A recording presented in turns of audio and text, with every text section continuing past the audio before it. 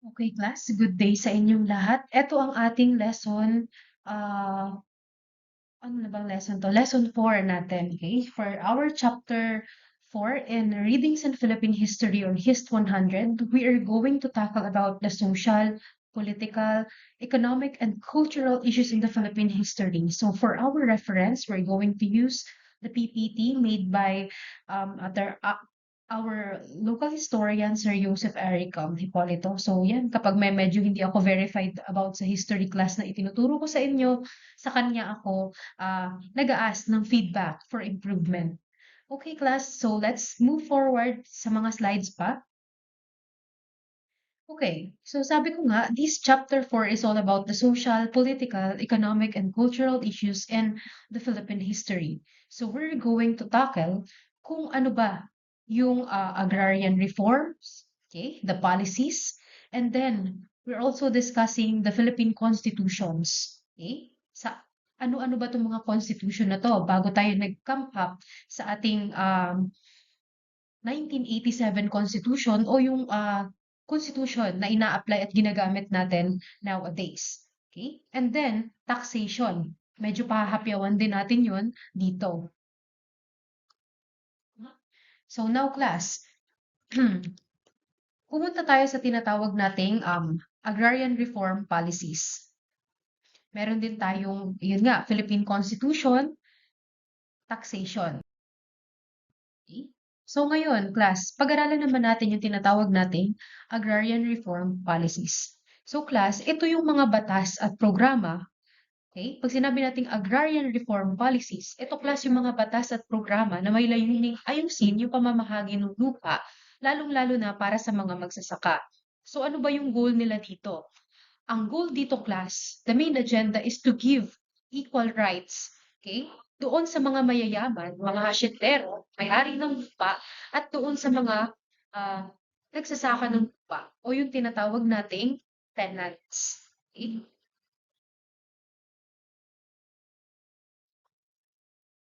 So yan. Ang agrarian reform class, okay, sinasabi dito sa unang bullet, reconstructing of the whole system of agriculture. So, ibig sabihin nito, ang agrarian reform ay hindi lang simpleng pamimigay ng lupa, okay? Kundi ito ay act din class ng pagbabago ng sistema ng agrikultura na ating kinagisnan. Okay? Kabilang dito kung paano pinamamahalaan yung lupa. Okay? Paano pinupondohan yung sakahan, paano sinusuportahan yung mga magsasaka, tapos paano pinapabuti yung production ng mga goods nila, ng mga produced goods nila and product. And then, ano nga ba yung mga support na inaibibigay natin sa kanila when it comes to the technology in agriculture. Okay? So ngayon, sinasabi din dyan, concerned with the relation between the production and distribution of land among the farmers. So, sinabi na nga natin, eto class ay tumutukoy naman sa dalawang core purpose ng tinatawag nating agrarian reform. Ano yun? Yung production class and then distribution. When we say production, paano nga ba nakakalikha? Okay? Paano pa natin made-develop yung paglilikha o paggawa ng mga kinakain natin at produkto? Okay? And then distribution. Paano naman ngayon pala maipapamahagi itong mga lupa na to, okay, na pinagmumulan ng mga products natin sa mga karapat-dapat na tao o mga magsasaka? Okay? And then next bullet class, processing of raw materials that are produced by farming land from the respective industries. Oh, dito naman class, tumutukoy ito dun sa process ng pagsusupport doon sa mga farmers. Okay? Doon sa pagsuporta, doon sa kanilang tawag dito, mga inaani. Okay? And then pag-develop pa ng mga industries and then technologies para patuloy na mapaunlad yung kanilang pagsasaka. Okay? So that is what agrarian reform is all about. Okay? So, agrarian reform policies class, ito yung mga issues na kumbaga ay hinaharap. Agrarian reform policies, unang-una dyan syempre, noong tayo ay naging under ng Spanish rule. So, nung mga panahon na 'to class, meron tayong tinatawag na encomienda system. Ano ba 'tong encomienda system na 'to? So, ito class ay parang isang reward system ng Spain, pamahalaan ng Spain, kung saan binibigyan nila ng reward yung mga sundalong tumulong sa kanila doon sa tinatawag nating Reconquista. Ano ba 'tong Reconquista na 'to class? It's in English term class, it's all about reconquer.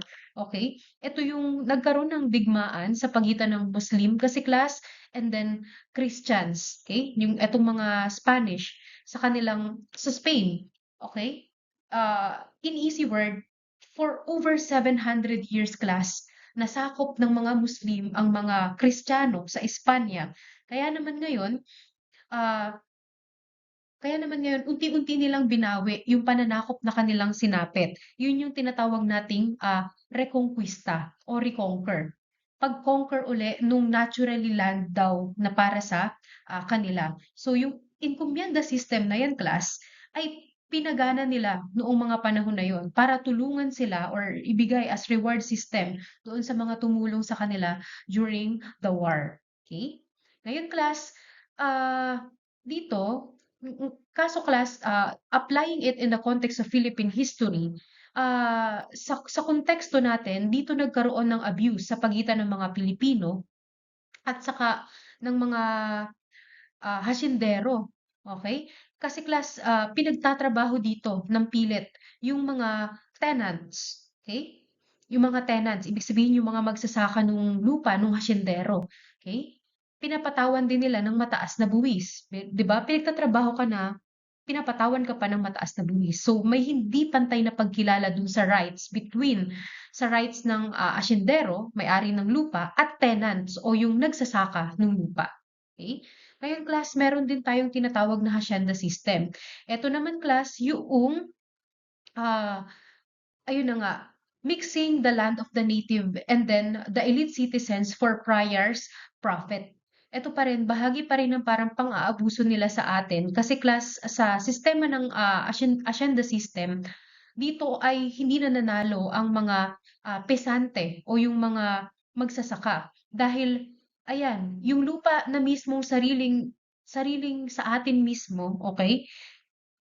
Naging nasa ilalim na siya nung elite citizens, nung mga makapangyarihang tao noong panahon na yon. Tapos yung mga makapangyarihang tao na 'to, kagaya ng pamilya ni Rizal Class, sila ay under din ng mga friar o yung mga tinatawag nating praile. So 'yan, yun yung tinatawag naman nating, hacienda system. At sa usapin pa rin ng agrarian reform policies under the Spanish, okay? So, Class, ayan. Ilan lang yan sa mga example photos natin kung paano nag-exist ang tinatawag nating mga sistemang ito noong panahon ng sorry, ah, Spanish colonization sa atin. Okay?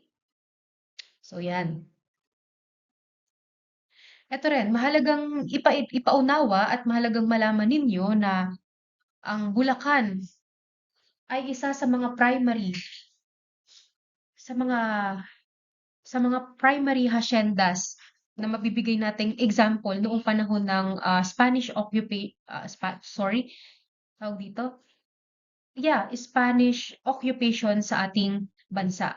Okay? Ayan, class, ang San Miguel, okay, San Rafael, Baliwag, and then Angat, Candaba, and then Bustos, okay? Lahat ng mga yan, class, ay bahagi ng tinatawag nating asyenda. Okay? So, meron tayo kasing tinatawag noon na, ano tawag dito? Hacienda Buenavista. So, eto, noong unang panahon class, yung San Ildefonso, kinilala bilang bilang sa tawag na to. Ano ba ibig sabihin nun? Parang land of the beautiful scenery daw para sa mga praile. Okay? Lalo-lalo na daw sa tawag dito, barangay o barangay ng Bulak kasi marami daw ditong kapok tree o bulak. Kaya naman ngayon, yung mga Spanish, nakita nila, okay? Yung abundance, yung lawak ng lugar na to dahil tawag dito, geographically speaking, malawak yung lugar, perfect siya for grazing animals like cattle, ano pa ba, mga kambing, mga kabayo, yan. So, ginawa nila yung example ng hacienda. Okay? Pinasasakahan nila ang mga lupang ito sa mga ordinaryong tao, tapos sila rin plus yung pinagbabayad sa kanila na yung labor, sa kanila pa yung buwis, ang kapalit lang nun ay kakaunting makakain at saka kaunting pera. Okay? So, yan. Yung mga sinasabi natin kanina na tawag dito, ah, haciendas. Matatagpuan sa San Miguel, Baliwag, Bustos, Angat, Las, ayan, San Rafael, Candaba, at yaan lahat class ay pumapatungkol doon sa tinatawag nating Hacienda Buenavista. Matatagpuan yan class dito mismo sa lokal, sa bayan na to ng San Ildefonso. Yung Hacienda Buenavista na yan ngayon, nowadays, kilala na siya bilang bayan ng San Ildefonso. Okay? So yan. Ngayon class, talakayin naman natin yung agrarian reform policies under the American rule. Okay? So dito class, nagkaroon na ng paano ko siya explain? Nagkaroon na ng parang development, okay, between sa pagkilala ng karapatan ng mga magsasaka o yung nakikisaka ng lupa at ng asyendero. Mas nagkaroon na ng limited power yung mga asyendero tinatawag natin. Okay? So, dito class, may tinatawag tayo na Philippine Bill of 1902. Okay? Ito yung tinatawag din nating Philippine Organic Act of 1902. So, ito ay isang act class na ipinasa sa US noong July 1, 1902 at inimplementa o ipinatupad sa Pilipinas under, of course, ng American colonial government dahil class during these times tayo ay under ng American colonization naman. Okay? So, later on, makikita nyo yung transition ng agrarian reform policies naman na to noong panahon ng Commonwealth. Okay? Ano ba yung panahon ng Commonwealth class? Ito yung transition kung saan inihahanda na tayo ng, sinasabing inihahanda na tayo ng Amerika para sa ganap na kalayaan o independence. Okay, so balik tayo dito sa tinatawag na Philippine Bill of 1902. So sinasabi dito, it set the ceiling on the hectares of private land with 16 hectares and corporations with 1,000 hectares. Okay? So dito class, nilimitahan nila yung laki ng lupa na pwede lang ariin. So ayan, 16 hectares lang daw para sa mga ah, para sa mga individuals. And then for corporations, dapat ito ay 1,024 hectares lamang. Okay? Dito rin class, pumapasok yung tinatawag nating Land Registration Act of 1902. Of course, under pa rin ang agrarian reform policies under the American rule. Dito class, tandaan natin, when we say Land Registration Act of 1902, dito pumapasok yung tinatawag nating Torrens Title System. Ano naman ba yan po, ma'am? Torrens Title System na yan. So, it's a system of land registration class na ginamit noon sa Pilipinas and in some countries, okay, na nagagaranti class ng ownership noong nagagaranti ng ownership noong isang lupa. Okay? Ano pa ang pinatutungkulan ng Torrens title system na yan? So it simplifies the transfer of the land. Okay? So yon. So ano ba yung layunin nito? Class, the main purpose of Land Registration Act of 1902, okay? Specifically, the Torrens title system, since ginagamit nga dito yon, ay tukuyin class kung sino yung may-ari ng lupa at masimplify o mapadali yung pagta-transfer ng lupa from one owner to parang another. Okay? So, yon.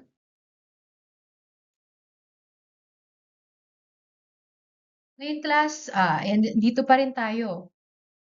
Meron tayong tinatawag na Homestead Program of 1903 naman. Dito class, yung tenants, okay, again, yung mga nag-occupy ng lupa, mga nagsasaka ng lupa, Okay, sinasabi that they were allowed to enterprise with 16 hectares of farm limited to Northern Luzon and Mindanao. So class, when we say homestead program of 1903, ito yung binigyan sila ng lupa, 16 hectares, okay? Yung mga magsasaka, yung mga magsasaka from Northern Luzon and then from Mindanao, okay? Meron din tayong tinatawag na Friars Land Act of 1904. O class. Ito naman yung lease and sale of Friars land during the Spanish period. So this is an act na inimplementa ng mga Amerikano class sa ating bansa upang bilhin nila muli yung mga kinamkam na lupa sa atin ng mga praile under the Spanish colonization, and then eventually class pagkabili nila nun, okay? Pagka bili ng gobyerno na yon, binibenta naman nila 'to ngayon doon sa mga Pilipino. Okay? That is the Friars Land Act of 1904. It refers to the lease and sale of the Friars Land during the Spanish period. Again, binili ng mga Amerikano yung mga kinamkam na lupa ng mga praile na ito at ngayon na ibinenta naman nila sa mga ordinaryong Pilipino. Okay? So ngayon class, may mga revolt na nangyari habang ang Pilipinas ay nasa transition or may kinahaharap na mga agrarian reform policies and issues. Okay? Eh, isa na dyan yung pinaka-famous, I don't know if narinig nyo to, meron kasi class nangyari, yung tinatawag nating Sakdalista Revolt of 1935. Okay? Sino siya? Pinamunuan siya. Okay? Ito ay isang pag-aaklas na pinumunuan ni Benigno Ramos. Okay? Pag-aalsa to ng mga magsasaka na pinamunuan niya. Okay? Si Benigno Ramos class ay isang manunulat at kolumnista. So galit kasi siya sa sistema na mabagal na reforma sa lupa. Kaya naman pinamunuan niya tong tinatawag na Sakdalista Revolt of 1935. Okay? So dito, tinatag nila yung grupong tinatawag na sakdal. Tapos nangangampanya sila class para mas mapabilis yung reforma sa lupa at saka magkaroon daw ng tunay na pagbabago para sa mga magsasaka. Class, kaya sila nag-came up dito dahil nakita ni Benigno Ramos na hindi sapat yung mga reforma sa lupa para sa mga magsasaka sa ating bansa at saka nakita nila na maraming mga magsasaka yung nahihirapan at saka hindi makatakas-takas dun sa dugtong-dugtong na chain ng kahirapan. Okay? So itong grupo na 'to class, pinamunuan nila yung pag-aalsa na nagmula sa Laguna class at saka sa Bulacan. Dito nilabanan nila yung pamahalaan dahil gusto na nga nilang magkaroon ng transformation, okay? Mapunta sa tao yung parang power to have the control doon sa kanilang lupa na sinasaka. Okay? So, yon. Ngayon class, pumunta naman tayo sa agrarian reform policies under the American rule pa rin class, but in the Commonwealth period na.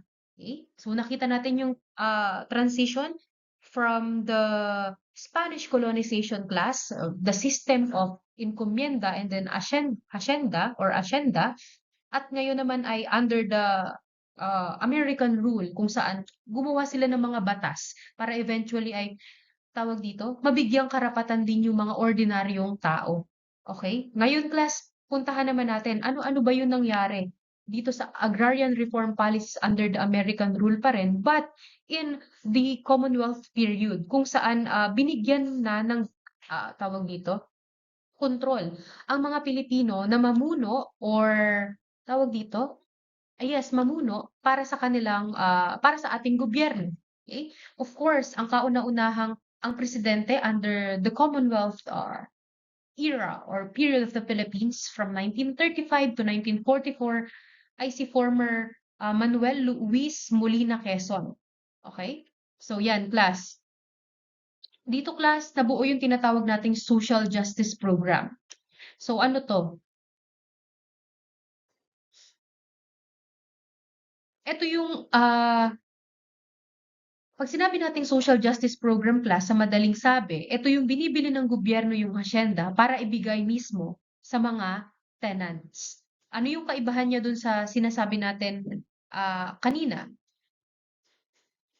isa lang 'to sa mga class yung social justice program ay isa sa mga naging bunga noong pulisiya na binuo ng mga American para maibalik unti-unti sa mga Pilipino yung lupang kinamkam sa atin, okey? Tapos class dito rin nabuo yung tinatawag nating National Rice and Corn Corporation o yung tinatawag nating, may acronym dito class, NARIC, NARIC, okey? So 'yan.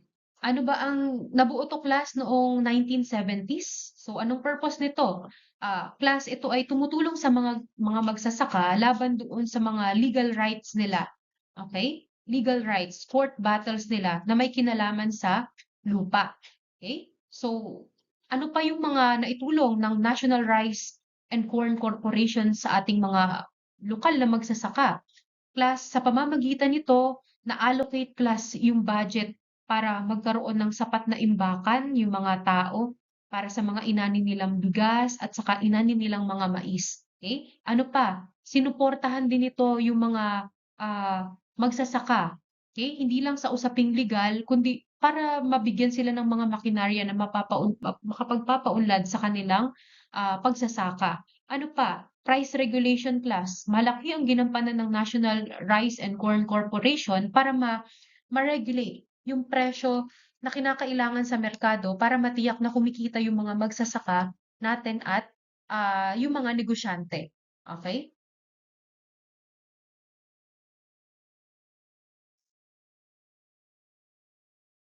Ngayong class, meron din tayong tinatawag dito, under the Commonwealth period pa rin, may isa pang milestone sa agrarian reform policies. Dito class na buo yung Court of Industrial Relations. Ano naman ang ginagawa nito class? So, it it uses jurisdiction over the disagreements between the landowner and then the tenants. So, class, ito yung in charge naman sa pag-aayos nung gusot or tawag dito, dispute between sa mga magsasaka at sa mga may-ari ng lupa. Okay? So, meron din tayong tinatawag naman na National Land Settlement, ah, tawag dito, Administration. Okay?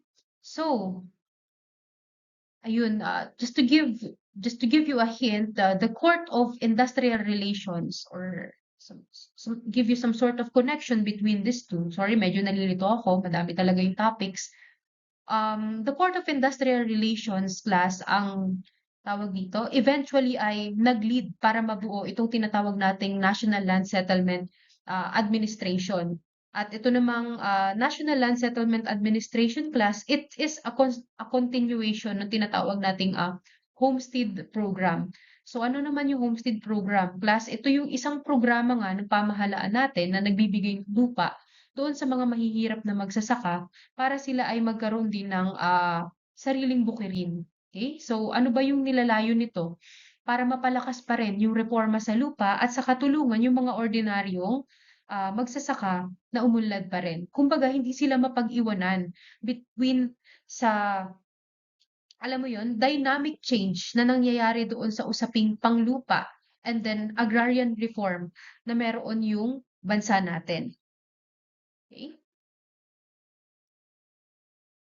So class, ayan, meron pang isang pag-aaklas na nangyari noong panahon ng Commonwealth sa Pilipinas. Ito yung Hukbalahap Rebellion, Hukbong Bayan laban sa mga Hapon. Pinamunuan naman ito ni Luis Taruk. Okay? So, bakit nila 'to ginawa? This was formed due to their reaction, the reaction of the farmers regarding doon sa pang-aapi and then abuse na ginagawa ng mga landlord sa mga ordinaryong tao. Lahat to class pinamunuan ni Luis Taruk. So, si Luis Taruklas, isa siyang kilalang reformista sa lupa para sa lupa noon sa dito sa ating bansa. So, it happened during the 1940s class, lapit-lapit na Japanese occupation hanggang 1950s. So, bakit nila 'to ginawa? Bakit nila ginawa? So, para pangunahan daw. Sinasabing ginawa ito para pangunahan yung tinatawag na pakikibaka ng mga magsasaka laban sa mga Hapon at ikalawang digmaang pandaigdig. Tapos, para siyempre maisulong yung karapatang panlupa pa rin, karapatan sa lupa noon dahil nga patuloy pa rin na nagkakaroon ng abuse between the clash or the dispute class between sa tawag dito, yung actual landowners and then the tenants. Plus, hindi kasi maiiwasan na naaabuso yung mga taong nagtatrabaho para doon sa mga may-ari ng hasyenda o lupa. So, lahat to class, lahat to ay nag-i-aim lang naman, okay? Para makuha pa rin yung tinatawag nating land reform at patas na pagkilala sa karapatan ng mga nagsasaka lamang o nanghihiram ng lupa at saka ng mga hasyendero. Given naman plus na yung mga hasyendero talagang sila yung may-ari ng lupa, pero hindi kasi natin tawag dito, if you're getting the essence, malabo mong ma-nurture yung parang tawag dito, capacity ng isang lupa na yan na umani ng halimbawa ay 100 kabang bigas kung hindi dahil sa labor ng mga taong nagtatrabaho para roon, hindi ba? Okay? So, puntahan naman natin yung agrarian reform policies during the post-war. Tapos na yung, kumbaga, tapos na tayo sa Japanese occupation after the rebellion na nangyari na pinamunuan ni Luis Taruk. And then plus, just to share it, yung dalawang rebellions na yon hindi siya nag-succeed over the pamahalaan or the government. Bakit? Kasi class, mas strength or mas powerful pa rin, of course, yung government. They have the absolute control kung ano yung pulisiya na kanilang gustong iparating at ipatupad. However, itong importance ng mga battles na to class, yung mga ah, nung mga rebellion na yun class ay of course na yung mga tao may kakayanang bumoses para sa kanilang karapatan. So eventually, kaya nagkaroon tayo ng nagkaroon na ng agrarian reform policies din during the post-war.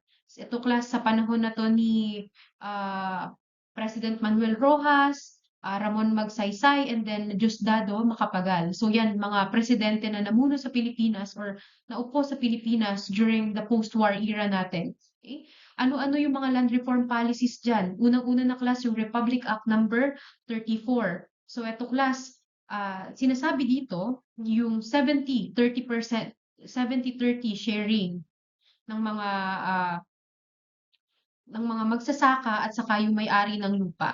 So 70% daw yung kita na nakalaan para sa mga magsasaka at 30% naman para sa mga may-ari. Sinasabi na ito ay mas patas. Bakit? Kasi na i-reduce mo na rin kasi class doon yung interest naman ng land owners para sa lahat ng mga na-expense or expenses doon sa ah, isang buong phase ng pagsasaka o pag-aani. 'Di ba class, nagtanong-tanong ako, sabi doon may mga abono, kumbaga pataba, lahat 'yan. So lahat 'yun bawas na. So doon 70-30 yung kanilang sharing, 70% yung kita para sa mga magsasaka, and then 30% para sa mga may-ari. Ililes din class doon yung lahat ng mga expenses noong landowner para hindi naman daw lugi. Ngayon class, puntahan naman natin itong agrarian reform policies pa rin under the post-war era in the Philippines, under naman sa regime ng ating former President Elpidio Quirino. It happened during the 1948 to 1953. So dito class, may tinatawag tayong Land Settlement Development Corporation o yung tinatawag nating LADESCO. Okay? So it's a program of the government during the President Quirino's term in the country. Okay?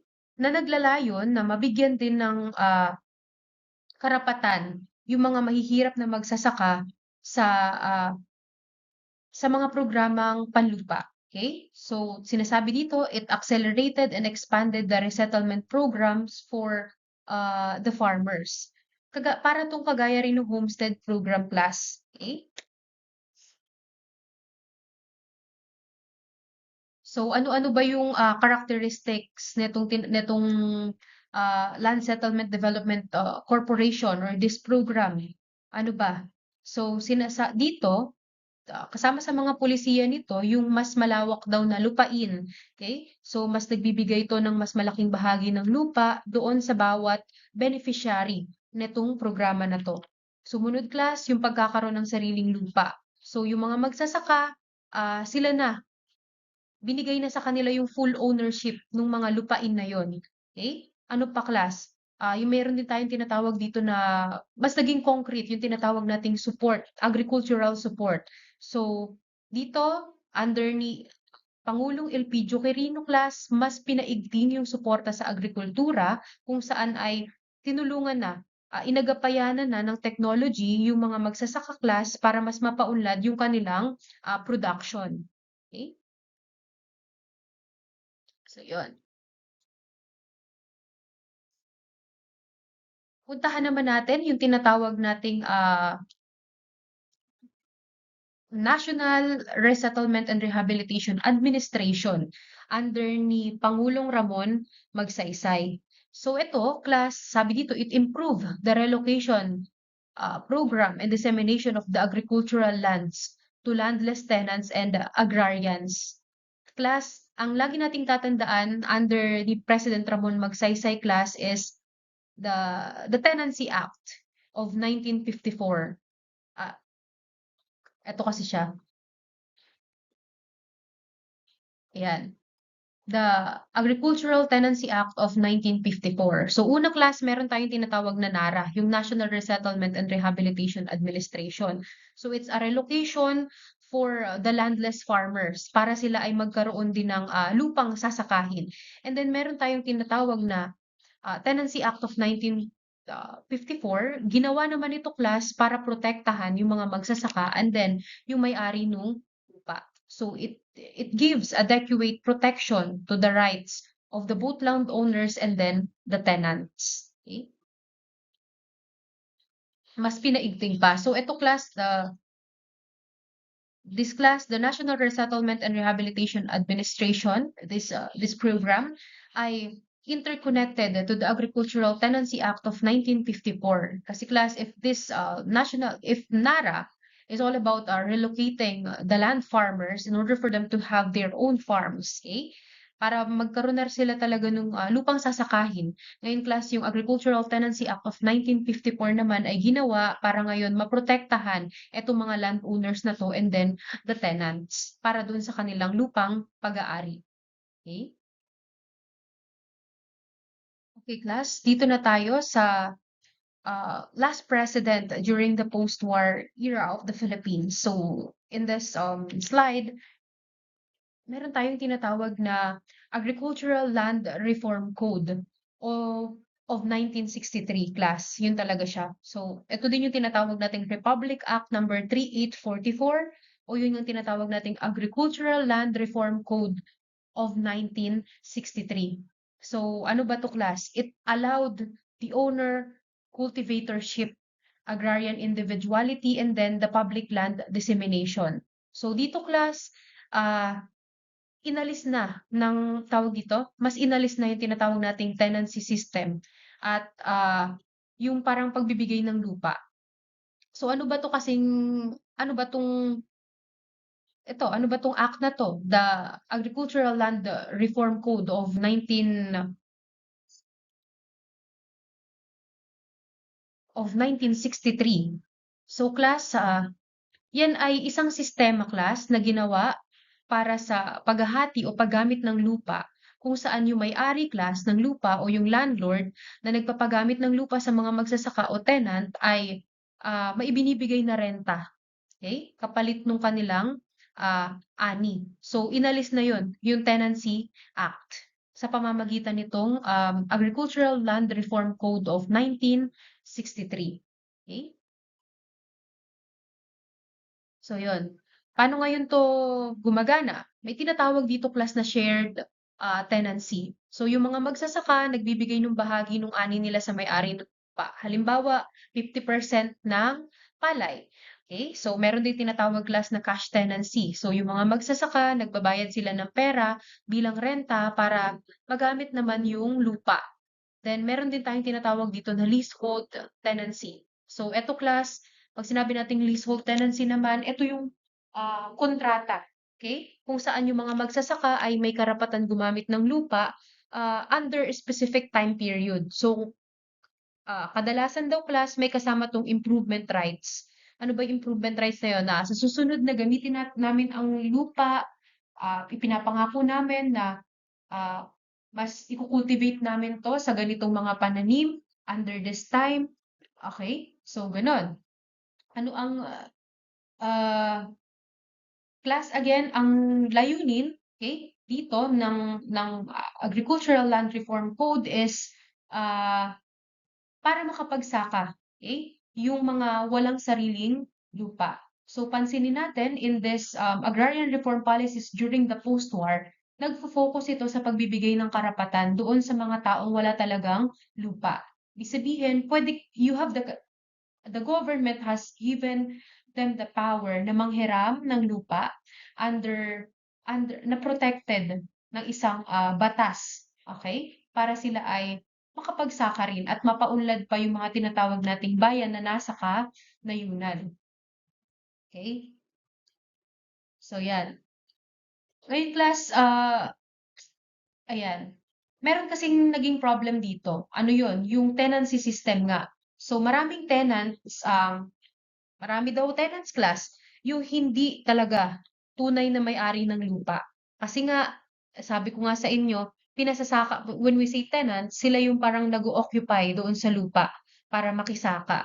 Okay? So madalas, hindi daw pantay din yung hatian doon sa ani. So, eto, nagdudulot din ng kahirapan and then pag-aalsa sa part naman ng mga magsasaka. So, class, eto dito, kasama dito class, kasama dito class yung tinatawag nating revolt, 'di ba? Yung mga revolt na nangyari pa noong panahon ng um, nung mga panahon na 'to sa Pilipinas during the tawag dito, the major revisions, the major milestones in the agrarian reform policies in our country. So yan. Pumunta tayo sa agrarian reform policies naman during the contemporary era. Pag sinabi nating contemporary, malapit-lapit na sa panahon natin ngayon during the 20th century.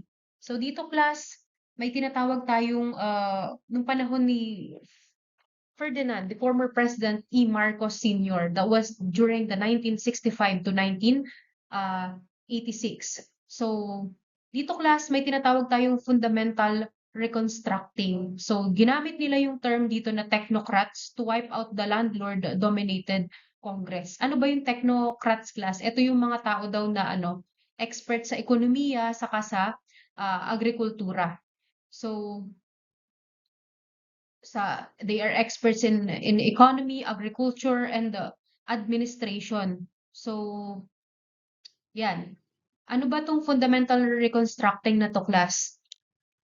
Sa pamamagitan nito class, binago nito yung sistema ng politika at ekonomiya para maialis ngayon yung sobra-sobrang impluwensya ng mga landlord sa Kongreso. So kaya nabuo yung tinatawag nating term na technocrats. Yun na lang yung ginamit nila, okay? Sabi nila yun daw yung mas kailangan, mga taong mas expert sa economy, agriculture, and then administration para mas mapatupad yung reform and then modernization in in uh, in the agriculture. Okay? So class, ito daw yung nagbigay daan. Okay? Ito yung nagbigay daan sa tinatawag nating pagkaka-establish ng Department of Agrarian Reform o yung DAR sa panahon natin ngayon during the tawag dito 19 1971, if I could remember it right, 1971. 1970s yan class. So nagbigay daan 'to sa pagkakatatag, okay, the fundamental reconstructing class sa panahon ni Ferdinand Marcos Sr. ay nabigyang daan ang pag-establish ng Republic Act 9 number 6389, okay? Na nag okay, na nagbigay daan para ma-establish naman yung Department of Agrarian Reform noong 1979. So, ang layunin nito ng Republic Act number 6389 is para ipatupad yung mga reforma sa lupa at saka pangalagaan yung karapatan ng mga magsasaka. So ngayon class, ano-ano nga ba yung tungkulin eventually ng Department of Agrarian Reform o ng DAR? Magpahanggang ngayon class, it is existing ha when it comes to my brief background about this actually is maliit lang but about mechanizing the technologies that the farmers already know about the the farming techniques in our country. So, ano ba yung mga pangunahing gawain ng DAR? Unang-una class, para mapamahagi mo yung sila yung in charge para maipamahagi yung lupa sa mga tenant and then mga magsasaka. So, pagsubaybay sa reforma ng lupa, 'di ba? Sila yung parang, governing bodies, okay? Na may lahat na may kinalaman sa parang, land, parang dito, parang 'pag may kailangan ka i-transfer, okay, na isang lupa, lahat 'yan ay magiging under ng, DAR. Dadaan ka sa DAR rather. Next, suportahan yung agrikultura para mapaunlad yung kabuhayan ng mga magsasaka. Yun nga class, mechanizing. Mechanization of the farming technologies na meron ang ating bansa para mas mapaunlad ang produksyon ng ating mga magsasaka. Okay? So, pag sinabi natin ganyan, napakahalagang usapin nito class dahil sabi ko nga, sabihin ko nga na kung wala ang palay, kung wala ang agrikultura class, magugutom o dadapa ang bansang Pilipinas dahil ayan, we are dominated tayo, okay? Dominated tayo ng tawag dito, lahat tinatatakbo tayo niyan, the agricultural sector ng ating bansa. Pero sa amin natin at sa hindi, it's an issue din na nag-aaray sa bansa natin na talagang ano siya, patuloy na napag-iiwanan pa rin, di ba? Sa kabila ng lahat ng effort, sa kabila ng lahat ng movement. Bakit? Because, yeah, I will say it, the rice tariffication law, okay? But it's an issue class na parang tawag dito, nasa recent, wala kasi sa ano ng module natin yun but it's an issue na nasa current times natin, di ba? The rice tariffication law, patuloy na pumapatay sa mga local farmers, di ba?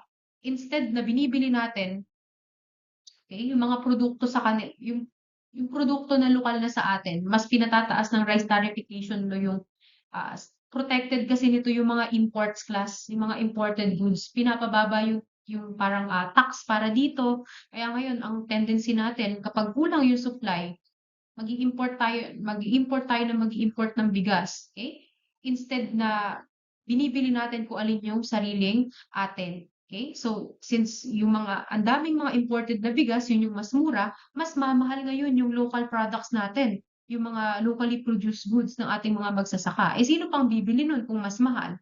Eh, kung yung mga tao mas nagtitipid nga, ang gagawin ngayon ng mga magsasaka, ibebenta na lang yung lupa dahil wala na lugi na rin naman sila sa pagsasaka, i-gi-give up nila. So, sino ang magbe-benefit?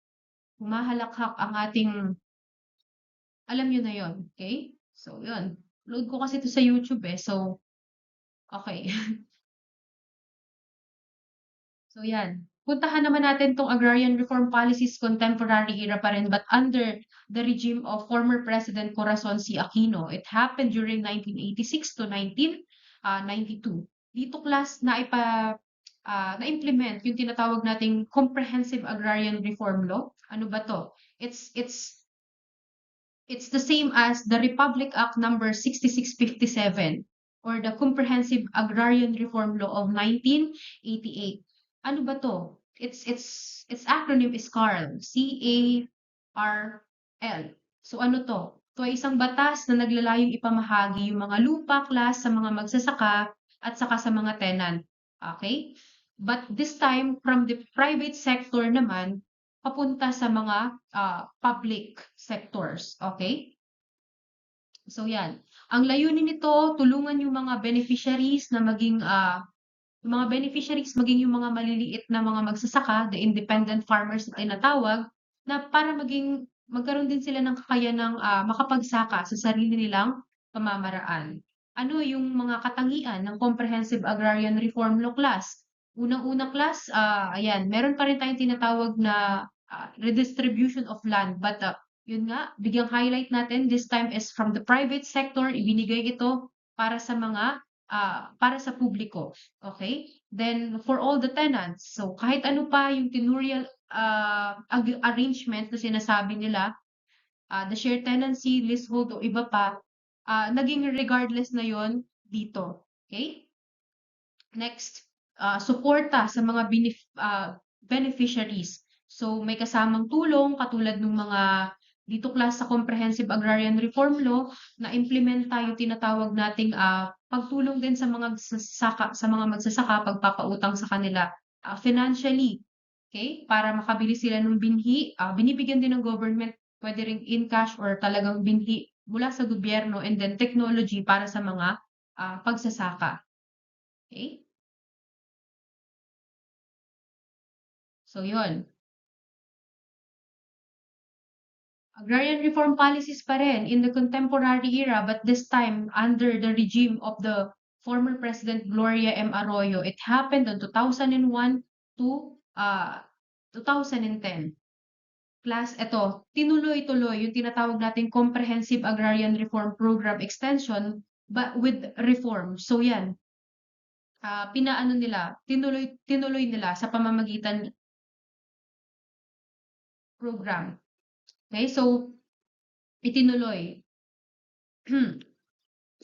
So this is the Comprehensive Agrarian Reform Program Extension with the reforms is also known as the Republic Act 9700. Okay, 9700. The Comprehensive Agrarian Reform Program Extension with reforms of 2009 or dito. Okay. Of 2009. So itinatag to class nung 2000.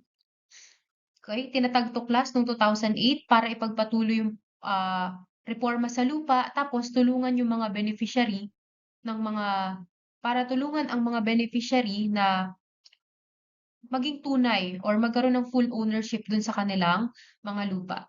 The primary characteristic of Comprehensive Agrarian Reform Program with program extension with reforms class, ito yung binibigyan nila, they extended the deadline, okay? Pinalawig pa yung CARP ng 5 taon matapos yung reforma. Tapos naglaan sila ng humigit kumulang 1,000,000 ektarya ng lupa para sa mga 900,000 beneficiaries. Okay? So yan, reforma at suporta sa lupa. So kasama yung technical, saka dito class, pinagsama na yung technical and then financial aspect para mas mapaunlad pa yung kabuhayan ng mga magsasaka.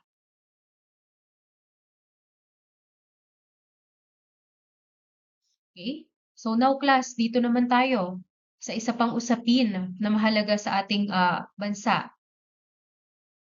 This is all about the Philippine constitutions. Okay? Ilan-ilan bang konstitusyon ang alam ninyo na nadaanan ng Pilipinas bago tayo nag-came up sa 1987 Constitution na meron tayo ngayon?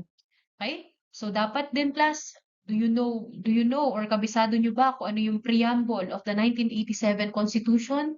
We, the sovereign Filipino people, imploring the aid of the Almighty God. Ayan. Kung alam niyo yan class, sasabihin ko sa history class natin dapat alam niyo yan because it's the preamble of the 1987 Constitution. Yan yung kaluluwa ng ating konstitusyon. Okay? Ng saligang batas na kinikilala sa ating bansa. Okay. So class, when we say constitution class, ito yung pinaka importanteng batas sa isang bansa. Okay? Dito nakalagay kung paano pinapatakbo yung gobyerno at saka kung ano-ano ba yung karapatan ng mga mamamayan. Okay? Sinasabi dito class sa ating discussion, it's the supreme law of the Senate. That is our constitution. Okay. So constitution also is a document that creates a government and describes how the government will work and run. Kung paano pinapatakbo yung gobyerno at kung ano ba yung karapatan ng mga mamamayan. Okay? It is also the foundation and source of the legal authority underlying the existence of the state. Pag walang konstitusyon ng isang bansa, class, ibig sabihin siya ay hindi ganap na malaya. Ibig sabihin kontrolado siya. Okay? Ganyan po kahalaga ang Philippine Constitution. It's the most important aspect. It's the supreme law of the Senate. It's the most important law ng ating bansa.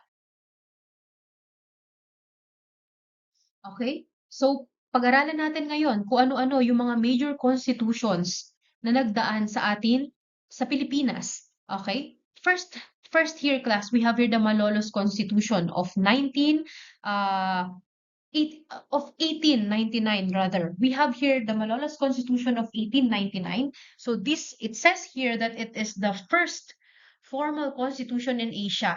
Ano ibig sabihin nito, class? So, pag sinabing first constitution in Asia, ginawa ito. Okay? So, ginawa ito, class, noong, tawag dito, since 1899, yes, ginawa ito nung panahon ni, uh, who was the first president of the Philippine Republic, class, if I may ask? That is Emilio Aguinaldo, di ba? Natatandaan sa ating discussion. So, nagawa ito, the Malolos Constitution is during the time of Emilio Aguinaldo. So, ginawa ang First Philippine Republic o yung ating unang saligang batas sa hindi lang sa Pilipinas, class, kundi sa Asia. Okay? So yan, ganun kahalaga. Sa Malolos pala siya unang na-establish. Okay? This is very important.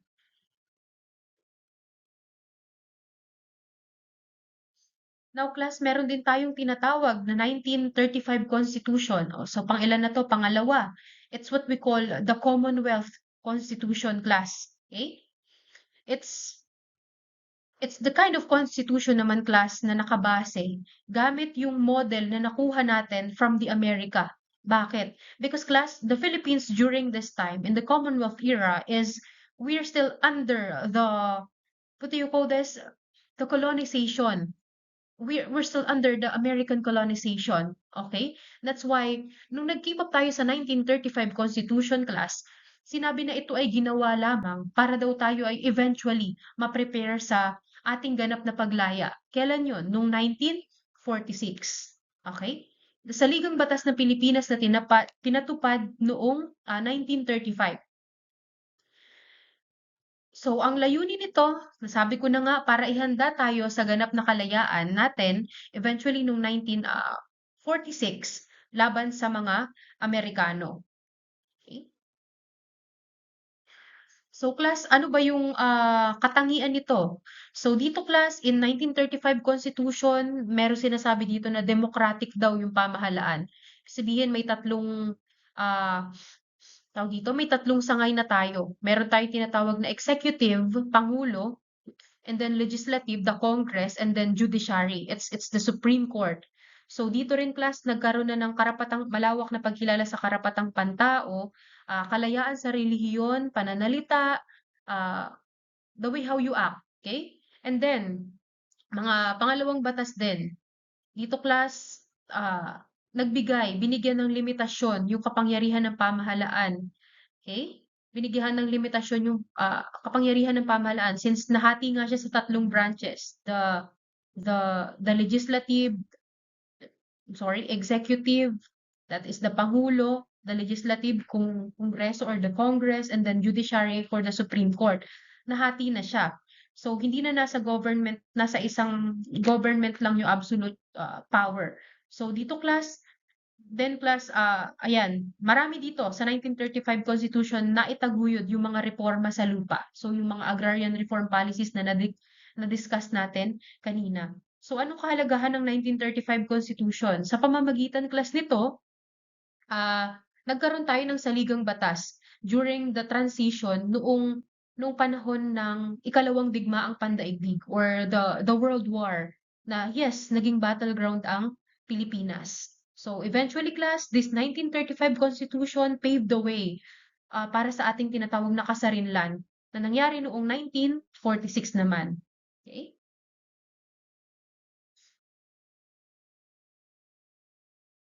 So, dito na class. May tinatawag din tayong 1973 Constitution. It is the Martial Law Constitution.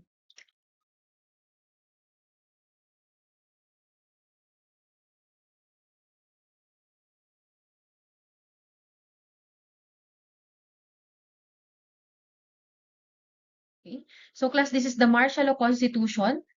Natalakay ko na sa inyo to noon na 'di ba nga class, sa kagustuhan ni ni dating Pangulong Marcos Senior, 'di ba? Na mapasa kanya yung absolute power para siya ay ma-re-elect ulit, okay? Nag-construct siya ng panibagong konstitusyon. However, class ito ay hindi official ha, dahil nga sila-sila lang din yung bumuo nito. Okay? Ang 1973 Constitution ay isang saligang batas sa Pilipinas na ipinatupad noong 1973.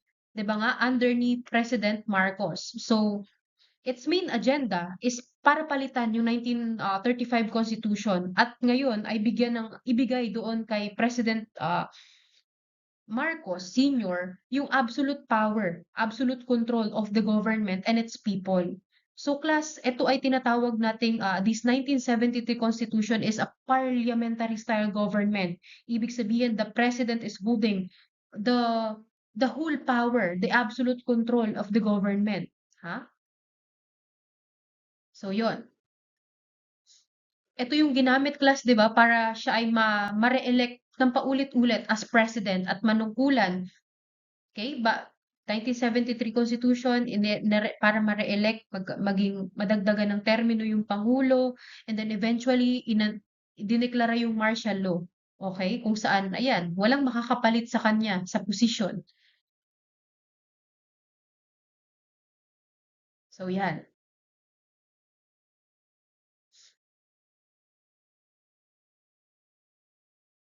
Ngayon class, meron tayong tinatawag na 1987 Constitution. So pang ilan to class? Pang-apat, di ba?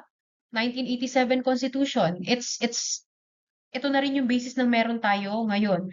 So it happened during the post-EDSA. Kailan to pinatupad? Post-EDSA, pagkatapos ng revolution.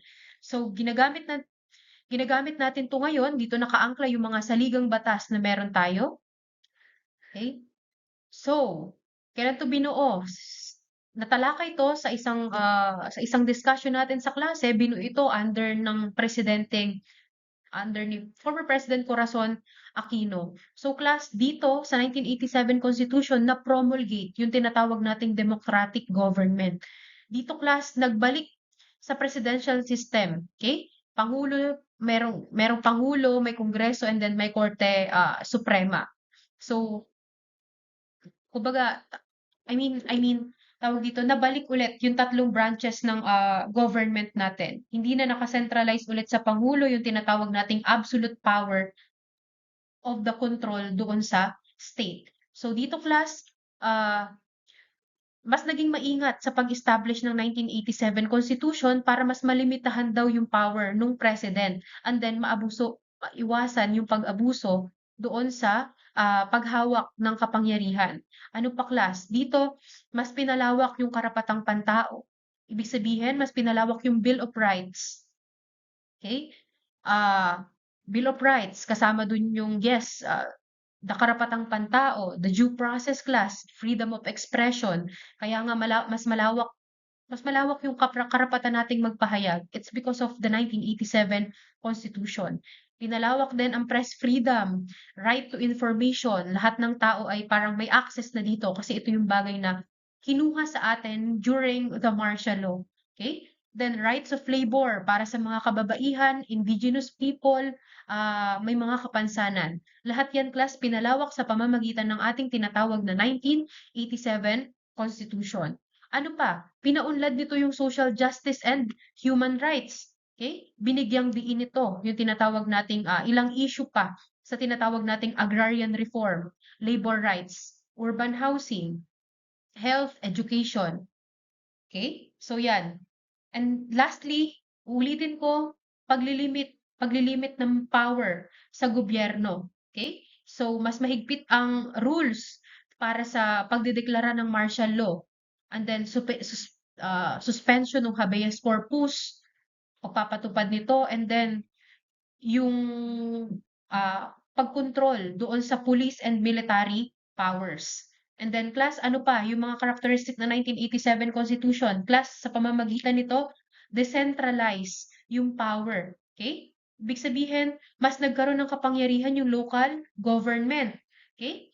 Yung tinatawag din natin ito din class yung nagbigay daan doon sa tinatawag nating Local Government Code of 1991, kung saan pinalakas nga nito yung mga local government units. Okay? Dahil sa 1987 Constitution class, decentralized yung power ng gobyerno. Hindi absolute na hawak ng presidente.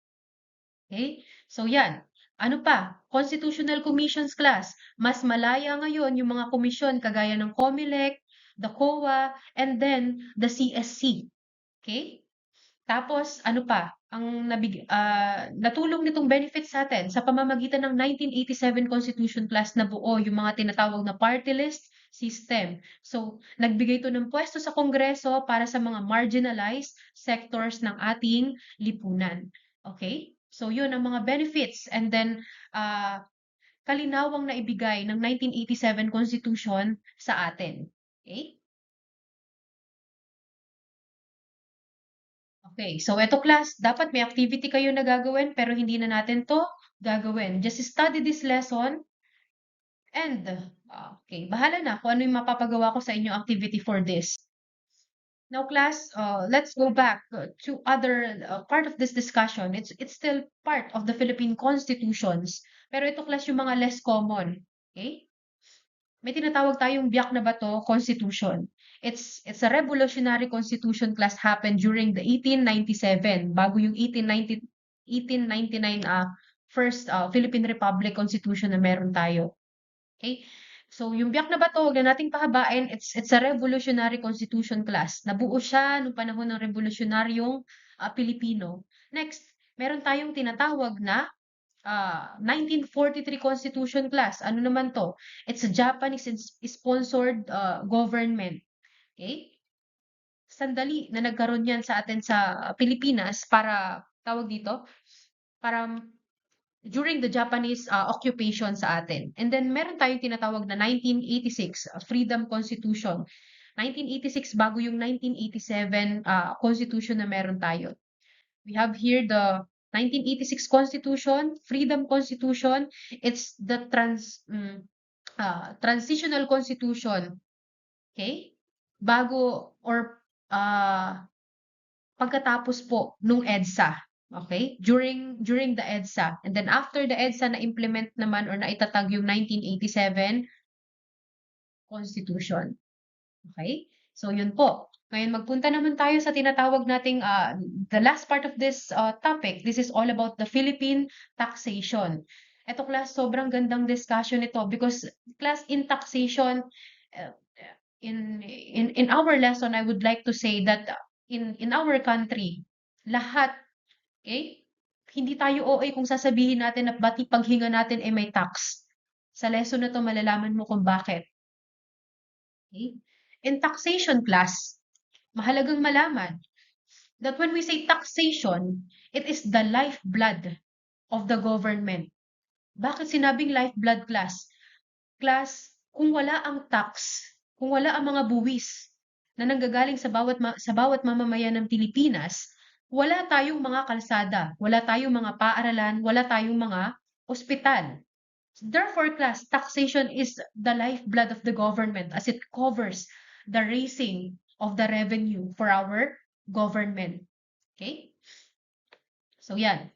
One of the three powers of the state, sabi sa second bullet, aside from the power of the eminent domain and the power, the police power, that is the taxation. Okay? Bakit nasabi yon? Ang ganda ng discussion about this. So class, when we say kasi the power of eminent domain, it's the capability or ito yung kapangyarihan ng gobyerno na kunin yung lupa, pero babayaran mo. Okay? Power of eminent domain. Halimbawa, may mga kalsadang kailangan ipagawa. Yung kalsada na yun, kinatitirikan ng bahay nyo. Okay? So, the power of eminent domain, may kakayanan po yung gobyerno na kunin yung specific na yung lugar sa inyo, kapalit nun ay yung bayad. Okay? Para maipatayo yung kinakailangang kalsada. Okay? Na sabi nila ay dapat for greater good. Okay? Yun. Next, meron din tayong tawag na police power class. Pag sinabi nating police power, ito yung kakayanan ng gobyerno class na gumawa ng mga batas para sa kaayusan at kaligtasan ng bansa. Halimbawa nito class, curfew, mga health protocols, okay? Zoning laws, and then ibig pati class yung pagre-regulate ng mga presyo ng mga basic goods or commodities na meron tayo. That is under the police power of the government. So ano-ano yung three major powers of the government class? It's the power of eminent domain, police power, and then the taxation power. Lahat yan class, the taxation, nasa gobyerno yan. And then, we have here the collection of tax. When we say collection of tax class, it's the amount of money that the government requires people to pay according to their income that is used for the government projects. Dito na po umiikot ang ating bansa dahil tayo ay merong mga tax na binabayaran. At maniwala kayo o hindi, pagkasilang pa lang ng isang bata, nagbabayad na siya ng buwis sa ating pamahalaan at sa ating gobyerno. Malalaman ninyo kung bakit. Pero sige, sabihin ko na din, it's because of the value added tax dun sa mga produktong ginagamit para sa bata. Halimbawa, yung diaper, lahat yan class may nakapatong na tax. So everything, every breath that we are having in this government is being taxed. Okay? Kahit namatay tayo, okay? Yung pagta-transfer ng ari-arian natin class, may tax pa rin doon. Okay? And later on, I will explain to you kung bakit habang yumayaman yung tao, sinasabi na mas mababa yung buwis na binabayaran nito. Okay? So ngayon, puntahan natin dito. Dito natin yan matatalakay. The kind of taxes according na binabayaran. Unang-una, according to subject matter. Okay? So madami-dami to class. So class, according to subject matter, we have here the personal tax. Ito class yung based sa individuals. Okay? Personal tax based on, imposed on the residents, based on the individuals. And then class, meron tayong tinatawag na property tax. It's imposed on properties naman na pag-aari natin. Okay? Land taxes and then real estate. And then meron din tayong tinatawag na exercise tax. It's the imported on a privilege or right. Halimbawa, yung mga mayayaman class, may bukod silang binabayaran kapag sila ay nakakapag-purchase ng mga luxury items. Okay? Bawa, mga mamahaling bag, mamahaling mga alak, lahat yan, under yan ng exercise tax. Again, ano ba tong discussion natin na to? It's the kind of taxes that we're paying according to first, subject matter. Under the subject matter, may tinatawag tayong personal tax, property tax, and then exercise tax. Now, meron naman tayong tinatawag na taxes that we're paying according to purpose. Class, meron tayong tinatawag dito yung revenue. Okay? Revenue class. It's the kind of tax na ginagamit para ponduhan yung ating gobyerno. Okay? It's to raise money for the government. And then we have here the regulatory tax class. Regulatory tax is meant to regulate an act or the practice. May to regulate an act or a practice. Halimbawa, class regulatory tax na mabibigay ko example, paggamit high tax para sa sigarilyo, okay? The main aim daw is to reduce yung mga nagsisigarilyo. Bakit hindi na lang tanggalin yung sigarilyo sa merkado, 'di ba? Para wala na talagang maninigarilyo instead na pinatungan mo to ng mas mataas na buwis. Bakit? Kasi kailangan ng gobyerno natin ng pondo. At ano yung pinakamalaking problema sa bansa natin? Kahit pa lahat ng bawat paghinga natin dito ay may tax. Plus, it's the corruption na meron yung bansa natin. Okay? So, yun. Ngayon, puntahan naman natin yung mga iba pang uri ng tax according naman to scope this time. Okay?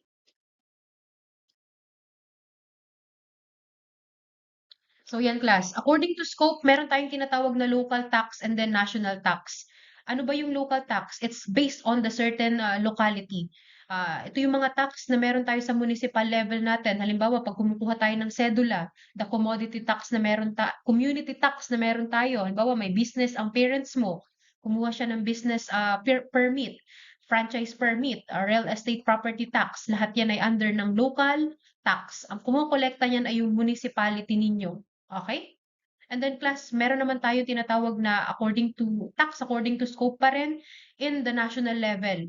Ito naman yung mga tax class na kinokolekta sa atin ng BIR or the Bureau of Internal Revenue. Okay? Ano tong mga tax na to? It's the income tax. Yung mga buwis na ipinapatong o ikinakaltas sa sweldo ng inyong mga nanay at tatay. Mga buwis na ikinakaltas sa sweldo ko bilang inyong instructor. So yan, mga income tax, value added tax. Ano yung mga value added tax na yun, class? That is the VAT. Minsan pumunta kayo sa sa RCS, tingnan niyo yung resibo. Pag nakita niyo yung VAT, the value added tax, that is one of the national taxes na kinokolekta sa atin ng BIR. Saan niya nakikita? Class, 'di ba class ngayon uh, binigyan na tawag dito, yung train law, class, the train law. Binigyan ngayon ng dagdag na buwis yung gasolina, yung DSL class, yung alak, yung sigarilyo, the sugary drinks. 'Di ba class? So yan, lahat yan ay under ng national tax. Okay? Ngayon, ano pa ba class? Estate tax, sabihin ko na lang din, national tax, estate tax. Ito yung kapag namatay tayo, tapos itatransfer mo yung ari-arian mo sa mga anak mo, in estate tax, meron kang kailangang bayarang buwis sa gobyerno. Ano pa? Donor's tax.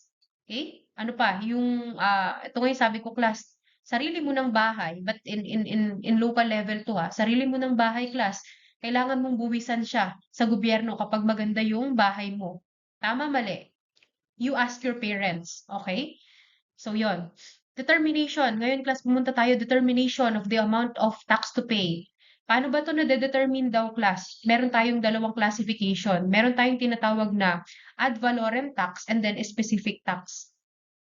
Pag sinabi nating ad valorem, class, this is the tax based on the values. So, mas mataas ang halaga ng isang bagay, mas mataas din yung tax nito. Yun yung ibig sabihin ng ad valorem tax. Okay? Halimbawa, bumili po ang isang mayaman ng luxury car. Okay? Mas mataas yung tax noon. Yung mayaman na yun, nabili niya yung luxury car ng brand new. Ibig sabihin, mas mataas yung tax noon. Compared sa isang medium class na tao na naka-purchase ng isang second hand na kotse. So, mas mababa daw yung tax nito kasi ito ay second hand na. That is what ad valorem tax all about. Okay? Next, we have here the specific tax. Ito naman yung based on weight and then measurement. Okay? Ano ba to? Halimbawa, sa gasolina class. Okay? Specific tax. Bakit yung gasolina ay tawag dito? Per litro. Per litro yung tinatawag na tax dito. So, yan. That is what we call specific tax. Specific siya para sa weight and measurement ng isang bagay. 'Di ba, nasabi ko kanina, i-explain ko kung bakit kapag mas mayaman, mas lumiliit daw yung tax na binabayaran. Dahil yun class sa tawag dito? Dahil yun class sa konsepto ng dalawa na to, the ad valorem tax and then specific tax. Halimbawa class, tayo mga mahihirap, ako ba kung may nilagay ako na example dito? Sige, tingnan ko. Okay. Dito yon. Who bears the burden?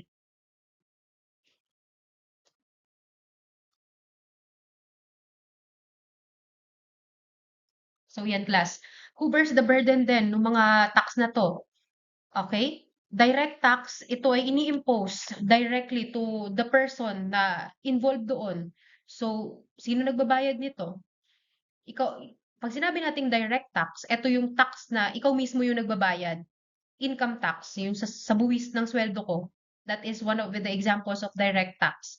And then indirect tax naman, class, ito yung forms part of the purchase price that commodity passed on to the consumers or to the customers. Dito, class, yung mga tinatawag nating VAT o yung tinatawag nating value added tax.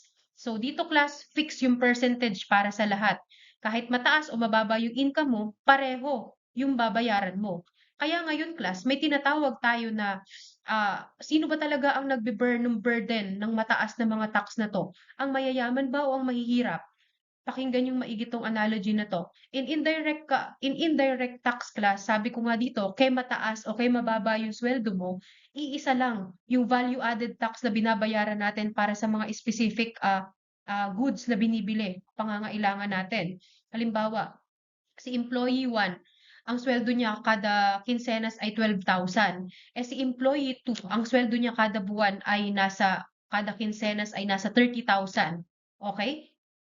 Kung titingnan mo yung percentage nung tax, okay, nung tax na binabayaran ni employee 1, okay, doon sa based on the value added tax or the indirect tax na binayad niya, mas mataas yun. Of course, yung magiging kaltas doon sa sweldo niya na 12K, kumpara mo kay employee 2 na 30K, tapos mas maliit of course yung kaltas o yung magiging bawas nitong mga indirect tax na to doon sa laki ng sweldo na meron naman siya.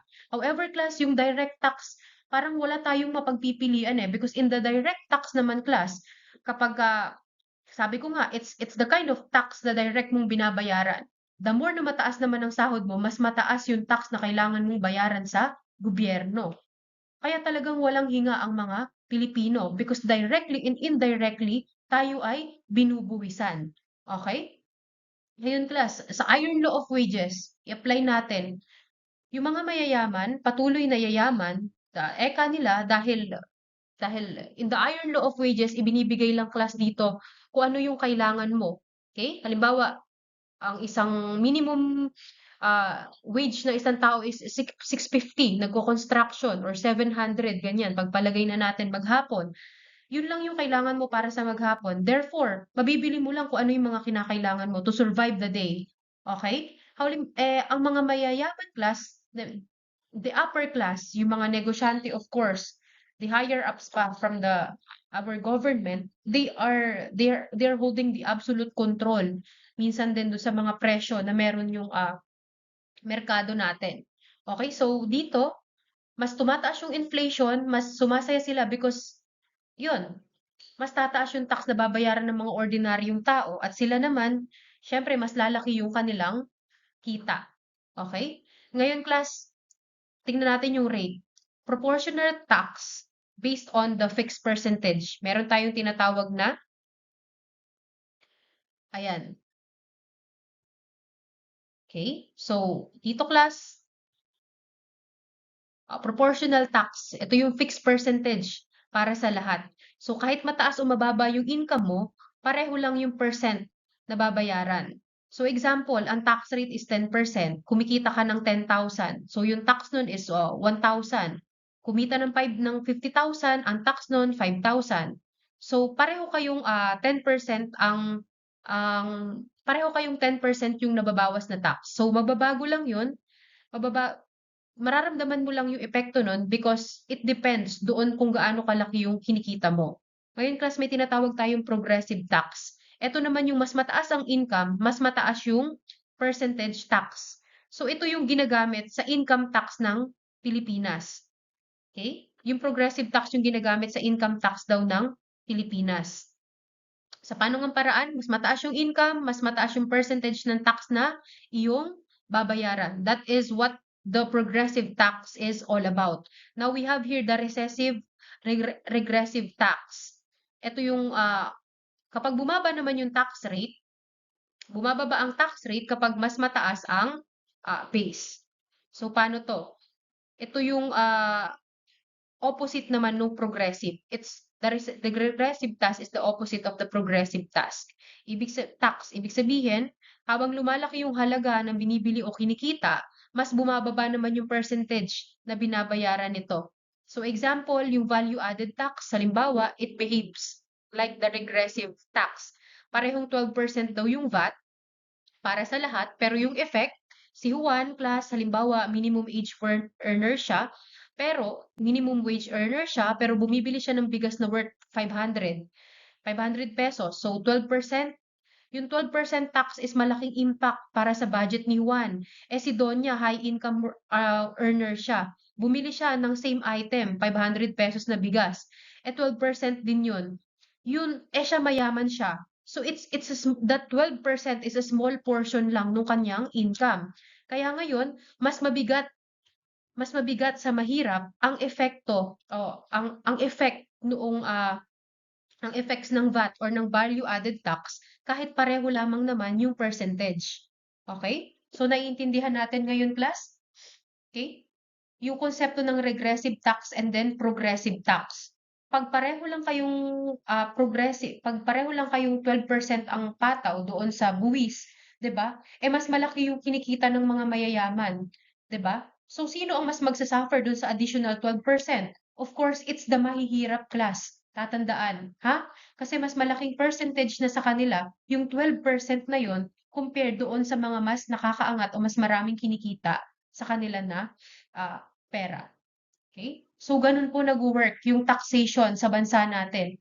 Kung bakit class then hindi pa tayo makalusot-lusot, patuloy na naghihirap ang mga mahihirap at ang mga negosyante ay patuloy na lumalago sa kanilang negosyo. Okay? So, dahil yan din, may kinalaman din yung taxation na meron yung ating bansa. Okay? So, yan. Eto class, may konting analogy dapat na ipagagawa sa inyo pero hindi na lang din. Mag-add na lang ako ng tawag dito. Mag-add na lang ako ng